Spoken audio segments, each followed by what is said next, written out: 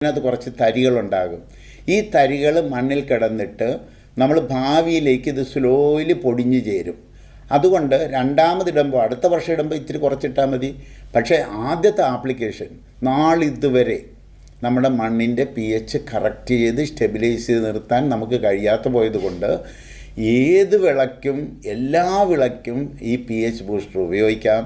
ചെടിയോട് ചേർന്ന് പോയി വീണു എന്നുകൊണ്ട് യാതൊരു കുഴപ്പവും ഇതിന് സംഭവിക്കത്തുമില്ല.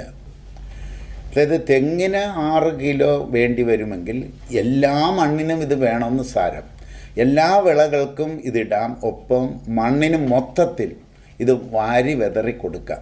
അതായത് ആൽക്കലൈൻ കൂടിയ വിളകളുണ്ടെങ്കിൽ പ്രത്യേകിച്ച് വെള്ളരി വർഗ്ഗം, കുമ്പളങ്ങ, വെള്ളരിക്ക, പടവലങ്ങ, ചൊരക്ക, കോവക്ക പോലെയുള്ളതിന് pH 8 വേണ്ടത്. അതിൻ്റെ അർത്ഥം അതിന് ഈ pH